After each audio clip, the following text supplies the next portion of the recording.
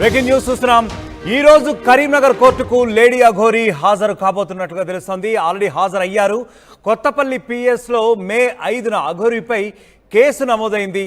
తనను మోసం చేశాడని రాధిక అనే మహిళ అప్పట్లో ఫిర్యాదు చేశారు. ఈ ఫిర్యాదు మేరకు కేసు నమోదు చేసుకున్నటువంటి పోలీసులు అఘోరిని జైలుకు కూడా తరలించారు, రిమాండ్ విధించారు.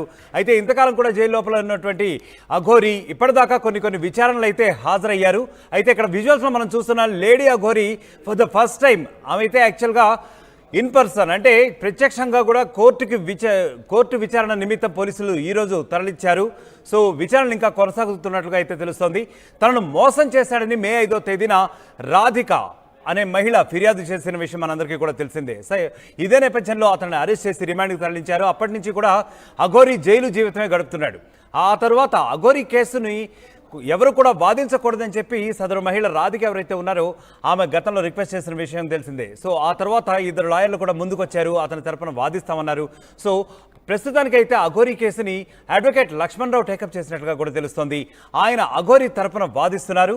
సో శ్రీనివాస్ అలియాస్ అఘోరికి ఇప్పుడు బెయిల్ వస్తుందా రాదా అనేది ప్రస్తుతం ఉత్కంఠభరితమైన పరిస్థితులు అయితే అక్కడ నెలకొన్నాయి. దానికి సంబంధించిన విజువల్స్ మనం చూస్తున్నాం. ఇక్కడ అఘోరి ప్రస్తుతం ప్రత్యక్షంగా ఫర్ ద ఫస్ట్ టైం ఎప్పుడైతే మే 5న రాధిక అనే మహిళ ఫిర్యాదు చేసిందో తనని మోసం చేశాడు, తనని వివాహం చేసుకున్న తర్వాత మోసం చేశాడు, ఈ రకమైనటువంటి ఆరోపణలతో ఆమె ఫిర్యాదు చేసిందో అఘోరిని వెంటనే అప్పట్లో అరెస్ట్ చేసి రిమాండ్కు పంపించారు. అప్పటి నుంచి కూడా నేటి వరకు ఆమె రిమాండ్లోనే ఉంది.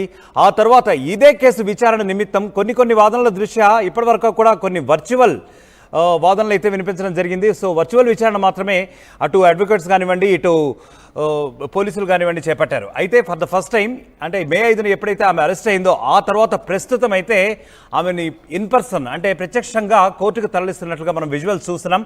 ప్రస్తుతానికైతే ఈరోజు కరీంనగర్ కోర్టులో అఘోరి ఉన్నారు.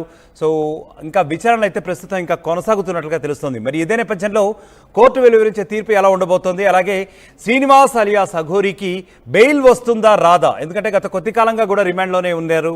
సో ఇప్పుడు మరి బెయిల్ వస్తుందా రాదా అనే పరిస్థితులపై ప్రత్యేకమైన ఒక ఉత్కంఠ పరిస్థితులు అయితే నెలకొన్నట్లుగా తెలుస్తోంది.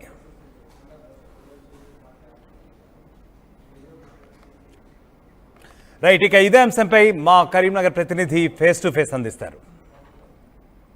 రాష్ట్రాల్లో సంచలనం సృష్టించినటువంటి ఎల్లూరి శ్రీనివాస్ అలియాస్ అఘోరి కరీంనగర్ కోర్టులో ప్రొడ్యూస్ చేయడం జరిగింది. బెయిల్కి సంబంధించినటువంటి విషయంలో ఆమె కరీంనగర్ కోర్టుకు వచ్చింది. పటిష్టమైనటువంటి బందోబస్తు వద్ద సంప్రదాయ దుస్తుల్లో రావడం జరిగింది. వారి తరపున వాదించినటువంటి న్యాయవాదులు ఉన్నారు. అసలు వారిని అడిగి మనం తెలుసుకుందాం. ఏం జరిగిందండి, అసలు ఏ కేసులో కరీంనగర్ కోర్టుకు రావడం జరిగింది, వారి మీద కంప్లైంట్ ఎవరు ఇచ్చిండ్రు, ఏంటి అసలు దానికి సంబంధించి? ఎల్లూరి శ్రీనివాస్ అని మంచిర్యాల జిల్లా అతనిది.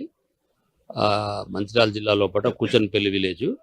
అతనుకును ఇక్కడ రాధిక అన్నటువంటి ఒక అమ్మాయికి పరిచయాలైన ఫోన్ ద్వారా పరిచయాలై వారికి స్నేహంగా ఏర్పడి దాని తర్వాత ఈ రాధికను కొద్దిగా చీటింగ్ చేసిందని, తర్వాత ఆమెను కొద్దిగా అరెస్ట్ చేసిందనేటువంటి ఆలోచన కొద్దీ ఆమె కరీంనగర్ రూరల్ పోలీస్ స్టేషన్లో 5/5/2025 లోపల కంప్లైంట్ ఇచ్చింది. ఆ విషయంలో పోలీస్ వాళ్ళు విచారించి 5/5/2025 లోపల కరీంనగర్ కోర్టులో రిమాండ్ చేసిండ్రు.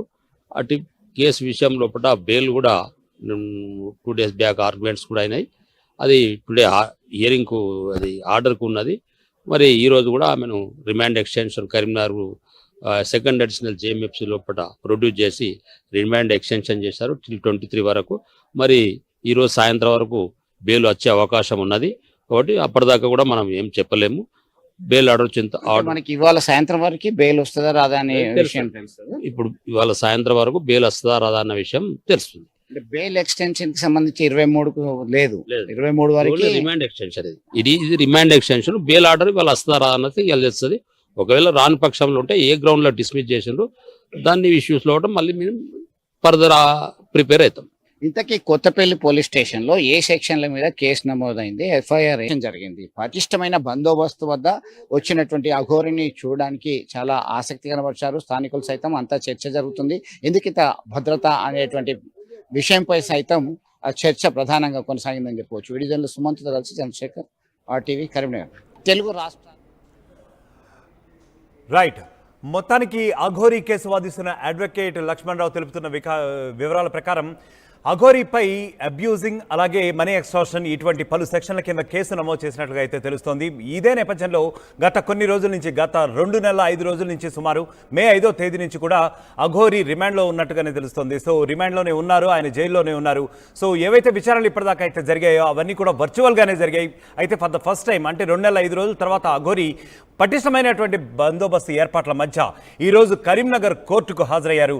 కొత్తపల్లి పిఎస్లో మే 5వ తేదీన రాధిక అనే మహిళ పలు సెక్షన్లపై అతని మీద కేసు పెట్టడం కూడా జరిగింది. కేసు రిజిస్టర్ చేశారు పోలీసులు. వెంటనే అతన్ని అరెస్ట్ చేసి రిమాండ్కి కూడా తరలించారు. అయితే అఘోరీ తరపున రాధిక రిక్వెస్ట్ మేరకు కొంతమంది అడ్వకేట్స్ కూడా ముందుకు రాలేదు అప్పట్లో, ఎందుకంటే అతని తరపున వాదించడానికి. ఎందుకంటే ఇది ఒక మహిళకు సంబంధించిన కేసు కాబట్టి. అలాగే మనీ ఎక్స్టార్షన్ కేసు ఉంది, at the same time cheating case ఉంది, ముఖ్యంగా ఒక మహిళని. ఈ రకమైనటువంటి పలు వాదనలన్నీ కూడా వెలుగులోకి రావడంతో చాలామంది అడ్వకేట్లు యాక్చువల్గా అప్పట్లో ముందుకు రాలేదు అతని తరపున వాదించడానికి. అయితే ఆ తర్వాత జరిగినటువంటి తదనంతర పరిణామాల్లో అఘోరీ కేసును వాదిస్తానంటూ అడ్వకేట్ లక్ష్మణరావు ఆయన ముందుకు రావడం జరిగింది. అయితే ఆయన ప్రస్తుతం ఆయన తరపున వాదిస్తున్నట్లుగా అయితే మనకు తెలుస్తోంది. శ్రీనివాస్ అలియాస్ అఘోరీకి మొత్తానికి ఈరోజు బెయిల్ వస్తుందా రాదా అనే విషయంపై మాత్రం ఇప్పుడు తీవ్రమైన ఉత్కంఠ పరిస్థితులు అయితే నెలకొన్నాయి. ఇక్కడ విజువల్స్ మనం చూస్తున్నట్లుగా పటిష్టమైనటువంటి భద్రతా బందోబస్తుల మధ్య, భద్రతా ఏర్పాట్ల మధ్య అయితే ఇక్కడ విజువల్స్ చూస్తున్నాం మనం. చాలామంది చుట్టూ కూడా పోలీసుల వలయం కూడా ఉంది. సో ఇంత భద్రత ఎందుకు అఘోరీకే అనేటటువంటి కొన్ని ప్రశ్నలు కూడా కొంతమంది అక్కడ వ్యూవర్స్ అయితే ఎవరైతే ఉన్నారో వాళ్ళ వైపు నుంచి కూడా ఉద్భవించే పరిస్థితి అయితే ఉంది. ఎందుకంటే వాళ్ళందరూ కూడా ఇంత భద్రత ఎందుకు, ఎందుకంటే ఆ రకమైనటువంటి ఏమైనా విఐపీ ట్రీట్మెంటా, వాట్ ఎగ్జాక్ట్లీ ఈస్ హ్యాపెనింగ్ అనేటటువంటి ఒక క్యూరియాసిటీ అయితే నెలకొన్న పరిస్థితి అయితే ఉంది. ఎందుకంటే దాదాపు 2 నెలల 5 రోజుల తర్వాత ఈ రోజు అఘోరీ యాక్చువల్గా మీడియా కూడా కనపడ్డారు. యాక్చువల్గా జైల్లో ఉండబట్టి ఇంతకాలం కూడా విజువల్స్ అయితే మన చేతికి చిక్కలేదు. సో ఆ తర్వాత ఈరోజు ఫర్ ద ఫస్ట్ టైం 2 నెలల 5 రోజుల తర్వాత ఆల్మోస్ట్ అఘోరీ బయటికి రావడం జరిగింది. అది కూడా కోర్టు కేసు విచారణ నిమిత్తం. ఈ అఘోరీ కేసును వాదిస్తానని చెప్పి ముందుకొచ్చిన అడ్వకేట్ లక్ష్మణరావు మరిన్ని వివరాలు మీడియాతో అయితే తెలిపారు. సో పలు సెక్షన్ల కింద కేసు నమోదు చేసినట్లుగా దానిపై విచారణ ఇంకా కొనసాగుతుంది. మొత్తం మీద ఈ రోజు సాయంత్రానికి కోర్టు ఒక నిర్ణయానికి వచ్చే పరిస్థితి అయితే కనపడుతోంది అని చెప్పి ఆయన సూచనప్రాయంగా తెలిపిన పరిస్థితి అయితే ఉంది.